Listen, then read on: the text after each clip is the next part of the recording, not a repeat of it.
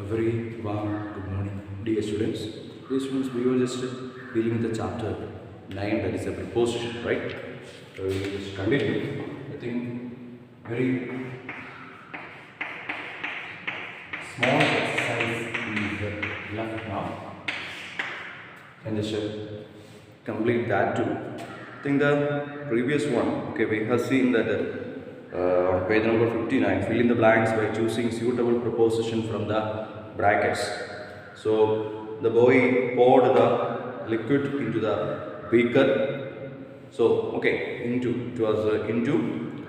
Then second one, his friends were swimming in the pool. Okay, his friends were swimming in the pool. She wrote the address on the envelope.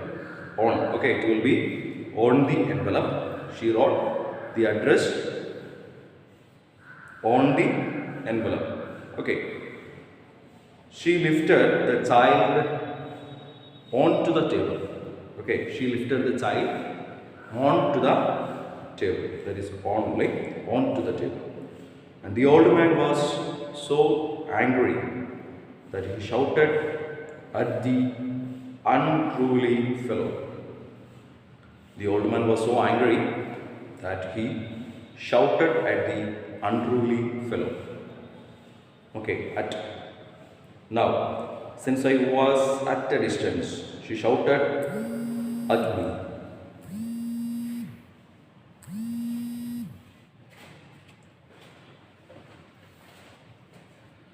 Yes, students, we can just now continue with where we have stopped.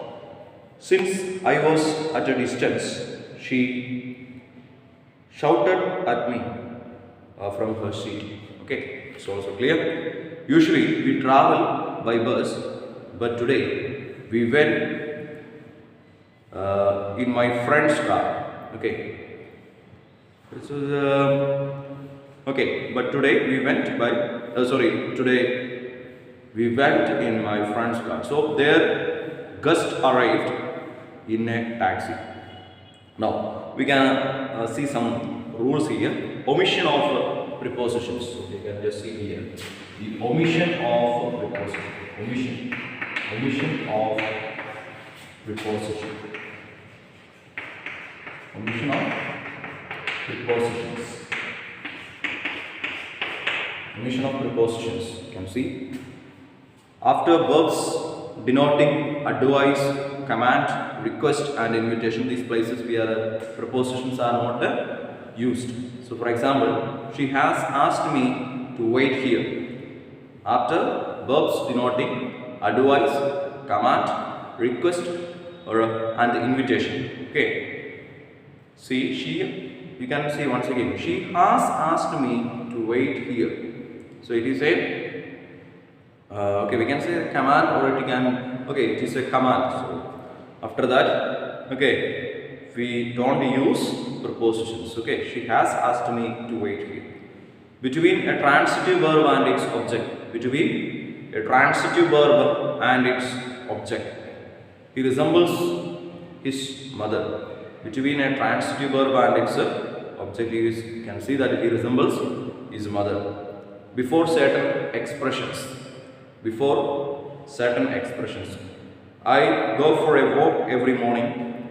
The building faces east. Wait a minute. See, before certain expressions. See, I go for a walk every morning. The building faces east. Wait a minute. Twice if two or more words require the same preposition. Twice if two or more words require the same preposition. He is capable of and confident of victory. He is capable and confident of victory. Okay. Now, let us see. There is some note is there. When different words require different prepositions, both must be used. When different words require different prepositions, both must be used. She was prepared for and was highly pleased with the outcome. So that means you can use, okay, different preposition when it is required. Okay, so according to the requirement, we can make use of the preposition. That is important, so you have to see here. Okay, if it is required, then we can make use of the different prepositions. So a few of the sentences below. Use incorrect prepositions, spot them and rewrite them using appropriate prepositions. Okay, spot them and rewrite them using an appropriate preposition. You can see the show begins at 4 o'clock and we should reach the venue half an hour of advance. So not of advance, it will be in advance. No, the show begins at 4 o'clock and we should reach the venue half an hour in advance, not of advance, but it will be in advance. She won't talk to me until I promise never to laugh at her again. She won't talk to me until I promise never to laugh at her again. The lady sitting in the corner table with my mother is a famous writer. The lady sitting in the corner table, in the corner, okay. At the will be changed into in corner. No, the lady sitting in corner table with my mother is a famous writer. I went to see the film with my little sister and she cried most of the time. Not by the time, most of the time. I went to see the film with my little sister and she cried most of the time. Most of the time. The chief guest spoke a few words, dashed the audience before the program began. The chief guest spoke a few words to the audience before the program began. The chief guest spoke a few words to the audience before the program began. Among all my cousins, I get along with Naina. So, among all my cousins, I get along best with, not by, best with Naina. The painting hanging above the fireplace was made by my father. No problem. The painting hanging above the fireplace was made by my father. So, okay, can use. Walking along the river bank, she saw hundreds. Two is not required, no? Two is not required. See, walking along the river bank, she saw 100 crabs scurrying about. The rope was tied securely at both ends and at a height. We can use the height of, no, instead of about.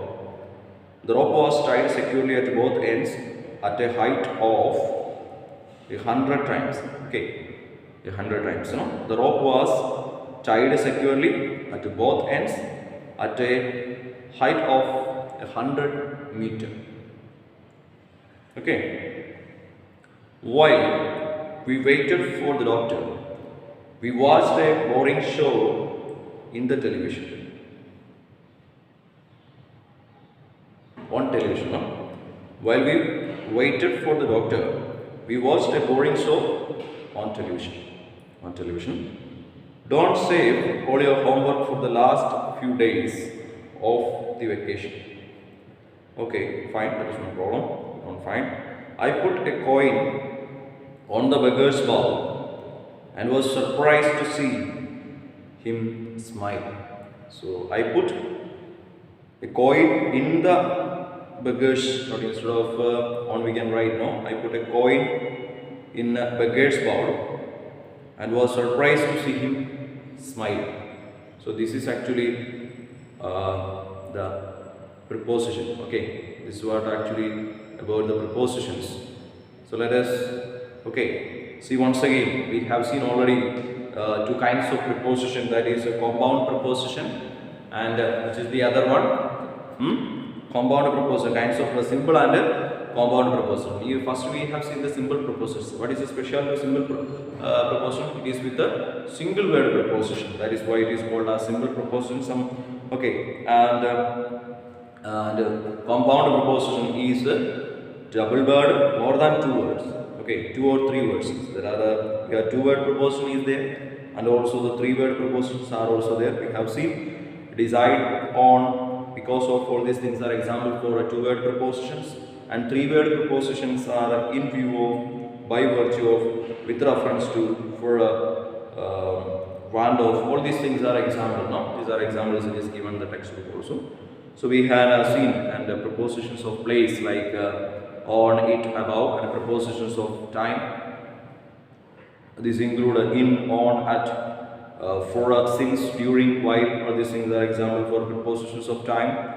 Okay, and use of during, use of for, since, while, until, and by. All these things we had seen. So just revise all this and try to write all the exercises in the copies also. Okay, so let us see that. Now, what is left for us? And what is omission of? Just now we have seen the omission of prepositions. Prepositions are not used wherever. No, after verbs denoting advice, command, request, and invitation, we don't use prepositions. And between a transitive verb and its object, we don't use. Before certain expressions, we don't use. Twice, sometimes if it is used. Okay, twice if it if 2 or more words require the same preposition, he is capable of and confident of victory. Sorry, that is actually okay. It is not necessary to use according to the what we can say, according to the need. It is not required. So prepositions are not used twice. It is not used if for more words require the same preposition. We don't use. It is sorry. Okay, it is, you have to see that prepositions are not used. Okay, but I told that it is used. You see that it is not used. Okay, twice if 2 or more words require the same preposition, then we don't use. That is why it is given in the bracket. He is capable of. It is given in the bracket. So it is, when it is more are required, not of using it, it is understood. He is capable and confident of victory. So that is it all about the prepositions. Okay, the prepositions of place, the preposition, omission of preposition we have seen. Okay, so we just conclude the session. Okay.